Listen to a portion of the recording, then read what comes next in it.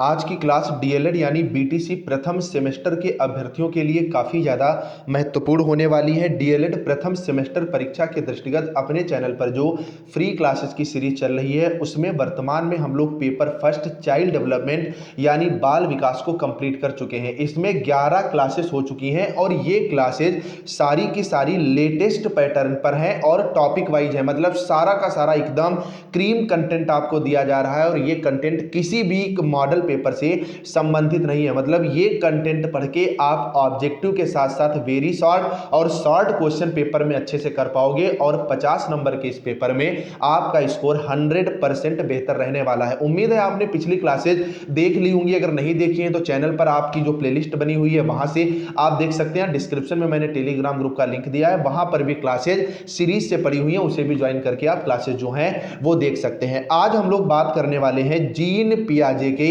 संज्ञानात्मक सिद्धांत के बारे में। तो क्लास महत्वपूर्ण है, लास्ट तक बने रहिएगा और चैनल पर नया तो चैनल को भी आप लोग सब्सक्राइब जरूर कर लेना, जिससे नेक्स्ट क्लास का नोटिफिकेशन आपको सबसे पहले मिल सके। तो आज का हम लोग का टॉपिक शुरू होता है। सबसे पहले हम लोग बात करेंगे कि जीन पियाजे का जो आपका सिद्धांत था वो किससे संबंधित था। तो जीन पियाजे ने संज्ञानात्मक विकास मतलब कॉग्निटिव डेवलपमेंट के बारे में जो है वो अपना सिद्धांत दिया है। जीन पियाजे द्वारा अधिगम के क्षेत्र के अंतर्गत संज्ञानात्मक विकास के सिद्धांत का प्रतिपादन किया गया और ये जो जीन पियाजे का सिद्धांत था ये पूरी तरह से अधिगम पर आधारित था कि एक जो बच्चा है जो अधिगम करता है वो अपने जीवन में कैसे सीखता है, सीखने के चरण क्या होते हैं और चरण के आधार पर विकासात्मक रूप से उसका सीखने का क्रम क्या होता है। पियाजे का सिद्धांत भी अवस्था सिद्धांतों की श्रेणी में आता है, मतलब अवस्थावार इन्होंने जो है अपना सिद्धांत दिया है। जीन पियाजे की सिद्धांत के फलस्वरूप मनोवैज्ञानिकों का ध्यान विकास की अवस्थाओं की ओर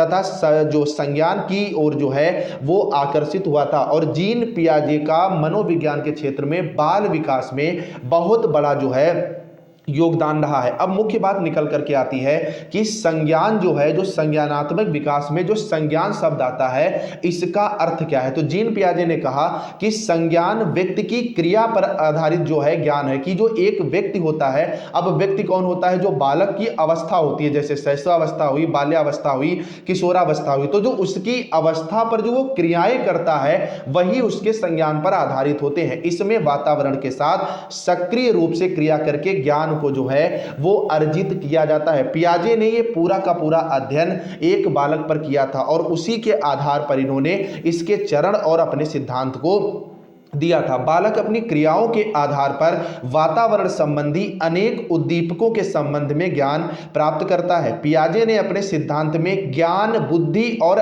संज्ञान को समान अर्थों में जो है वो प्रयोग किया है। तो सवाल यहां से बनता है कि जो पियाजे साहब थे इन्होंने अपने सिद्धांत में किसका प्रयोग नहीं किया है। 4 ऑप्शन आपके आएंगे, पहला आएगा ज्ञान, दूसरा आएगा बुद्धि, तीसरा आएगा आपका संज्ञान और चौथा निकल करके आ जाएगा कोई और ऑप्शन या उपरोक्त सभी आ जाएगा। तो आपको ध्यान रखना है, इसका राइट आंसर हो जाएगा उपरोक्त सभी। इनके जो सिद्धांत था उसमें ज्ञान के साथ साथ बुद्धि और संज्ञान का भी प्रयोग किया था। पियाजे का मानना था कि जैसे जैसे बालक की आयु बढ़ती है वैसे वैसे उसके भीतर संज्ञानात्मक प्रक्रियाओं का विकास होता है और विकास वैसे भी एक सतत प्रक्रिया है। तो आयु के आधार पर या अवस्था के आधार पर यह विकास का नियमित क्रम जो है वो चलता रहता है। अब सबसे मुख्य बात निकल करके आती है और यहां से आपका ऑब्जेक्टिव क्वेश्चन और वेरी शॉर्ट क्वेश्चन बनता है कि जो पियाजे का संज्ञानात्मक विकास पर सिद्धांत था इसके चरण कितने थे। तो इनके जो चरण थे वो कुल मिलाकर के 4 थे। पहला चरण था सेंसरी मोटर, जिसे हिंदी में हम लोग संवेदी पेशीय अवस्था कहते हैं। इसकी जो एज थी वो 0 से मतलब जन्म से 2 वर्ष थी। दूसरे पर आ जाती है प्री ऑपरेशनल एज, जो कि पूर्व संक्रियात्मक अवस्था है, इसकी अवस्था 2 से 7 वर्ष थी। तीसरे पर कॉन्क्रीट ऑपरेशनल एज, जिसे स्थूल संक्रियात्मक जो है अवस्था कहते हैं, इसकी अवस्था 7 से 11 वर्ष है। और सबसे लास्ट में फॉर्मल ऑपरेशनल एज है, जिसको औपचारिक संक्रियात्मक अवस्था बोलते हैं और इसकी अवस्था जो है 11 से 15 वर्ष है। डायरेक्ट सवाल आपसे पूछा जाता है कि स्थूल संक्रियात्मक अवस्था पियाजे के अनुसार क्या है, तो 7 से 11 वर्ष आप ध्यान रखिएगा और ये बहुत अच्छे से आप प्रिपेयर कर लीजिएगा।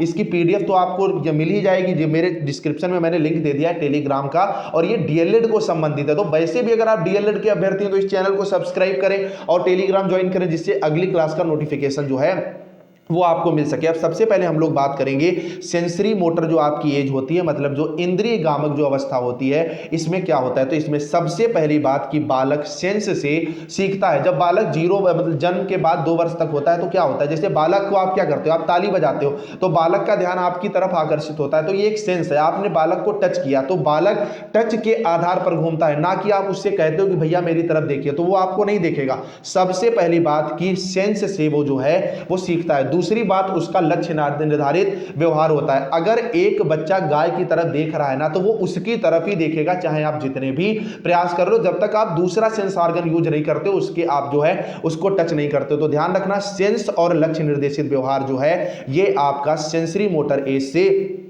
संबंधित है। दूसरी आपकी आ जाती है प्री ऑपरेशनल एज, मतलब पूर्व संक्रियात्मक अवस्था, और इसकी अवस्था क्या है, 2 से लेकर के 7 वर्ष। तो इसमें सबसे पहली बात अहम केंद्रता होती है। बालक जो है वो जो कहता है, इसमें चाहिए तो चाहिए वाली हालत होती है कि बालक का अगर जो किसी शॉप पे गया है तो उसने अगर टॉफी देख ली तो उसको अगर टॉफी चाहिए तो उसके लिए रोने भी लगेगा, जिद भी करेगा, मतलब अहम केंद्रता होती है। दूसरा सहज ज्ञान युक्त होता है, बालक जो जान जाता है वो उसी पर आधारित होता है। और सबसे बड़ी बात की अपरिवर्तनीयता होती है, बालक जो ठान लेता है वही करता है जब तक उसकी पिटाई नहीं होती। आप ये बात अच्छे से समझ सकते हो। मतलब पिटाई का मतलब यहां पर ये हुआ कि वो उसको, जैसे मान लीजिए छोटा सा एग्जांपल है, किसी शॉप पे गया, उसने अगर कह दिया ना, उसका ध्यान बदल नहीं सकते, उसने कह दिया हमें ये चीज चाहिए तो उसको चाहिए ही चाहिए होती है, उसके लिए वो जो है वो बदलता नहीं है। तो यहां पर इगोसेंट्रिक, इंस्टिंक्टिव और इरिवर्सिबिलिटी जो है ये आपकी प्री ऑपरेशनल एज पर है। और चौथी बात, तीसरे नंबर पर आपका आ जाता है कॉन्क्रीट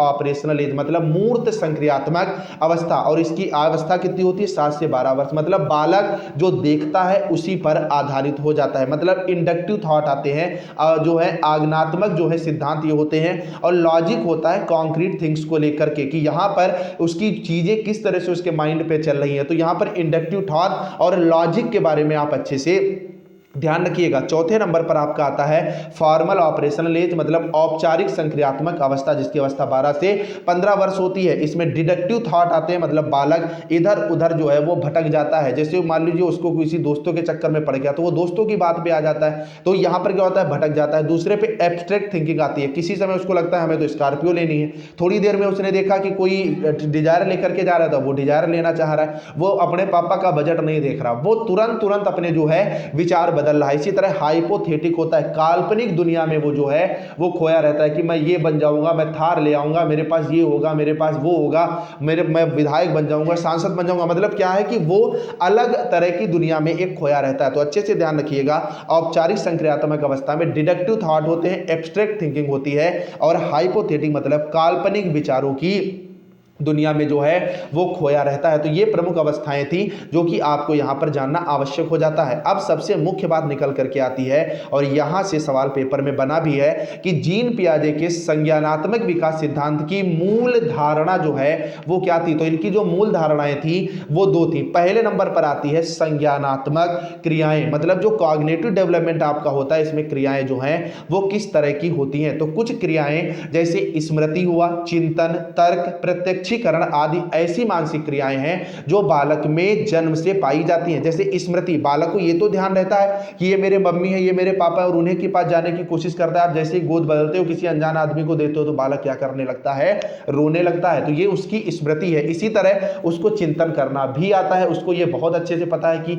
हमें क्या करना है, लेकिन वो बोल नहीं पा रहा है, लेकिन सेंस के द्वारा ये जो है वो चीजें करने लगता है। आप कह सकते हैं किसी भी अवस्था में पहुंचने पर बालक के भीतर से क्रियाएं ना तो बदलती हैं और ना ही समाप्त होती हैं, बस इनका जो है विकास होता है। इसीलिए कहा गया है कि विकास जो है वो गर्भ से लेकर के कब्र तक जो है चलता रहता है। व्यक्ति में ये क्रियाएं जीवन पर्यंत चलती हैं, क्योंकि विकास की संपूर्ण अवधि में ये क्रियाएं सभी अवस्थाओं में अपरिचित रूप से जो है वो पाई जाती हैं। जो भी क्रियाएं होती हैं एक जो बालक करता है, बस उसका अपडेटेड रूप आपको देखने को मिलता है। बालक में कुछ बदलाव के साथ वो क्रियाएं जो हैं वो आगे बढ़ जाती हैं। तो संज्ञानात्मक क्रियाएं हो या अन्य क्रियाएं हो, जो भी क्रियाएं एक बालक करता है वो सारी की सारी जैसे जैसे उसका विकास होता रहता है वैसे वैसे उसके जीवन में जो है वो आगे बढ़ती रहती हैं। दूसरे नंबर पर आता है संज्ञानात्मक संरचना। पीछे हम लोगों ने संज्ञानात्मक क्रियाओं की बात करी और अब बात करेंगे कि इसकी संरचना जो है वो क्या होती है, कॉग्निटिव डेवलपमेंट की। तो आप यहां पर देख सकते हैं जीन पियाजे का मानना है कि बालक द्वारा संज्ञानात्मक क्रियाओं की मदद से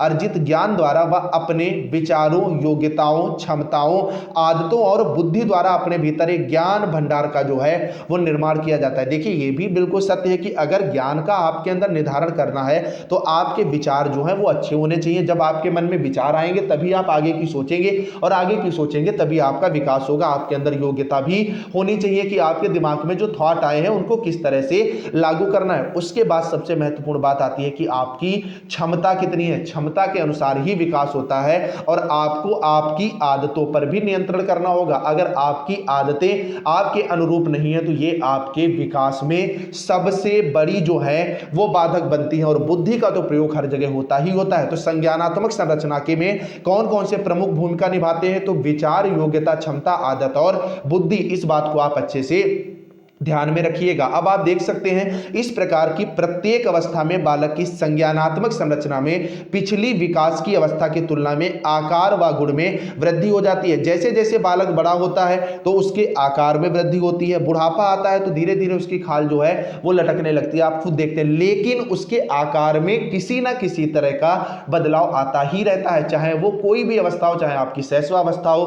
बाल्यावस्था हो, किशोरावस्था हो, युवावस्था हो, प्रौढ़ावस्था हो या वृद्धावस्था हो। और गुण में तो वृद्धि जो है वो होती ही रहती है। विकास का सबसे प्रमुख चरण यही है कि उनके गुणों में जो है वो वृद्धि होती रहती है। तो संज्ञानात्मक संरचना में इन चीजों का जो है वो महत्वपूर्ण योगदान जो है रहता है। तो उम्मीद करता हूं आज की क्लास आपको समझ में आ गई होगी। जीन पियाजे से 2 से 3 नंबर का आपको पेपर में देखने को जरूर मिलेगा। तो आप लोग ये प्रॉपर क्लास जरूर देखा करो। आप लोग वीडियो को लाइक यार नहीं करते हो तो लाइक तो जरूर कर दिया करो और चैनल को भी सब्सक्राइब कर लो। अगर आपको कोई अपने राय देनी है क्लासेस से संबंधित तो कमेंट में जरूर लिखना, उस पर ये चैनल जो है वो जरूर विचार करेगा। डिस्क्रिप्शन में टेलीग्राम ग्रुप का लिंक है, ज्वाइन करना, जाते जाते चैनल को सब्सक्राइब करना बिल्कुल मत भूलना। चलिए फ्रेंड, मिलते हैं नेक्स्ट वीडियो, तब तक के लिए बाय।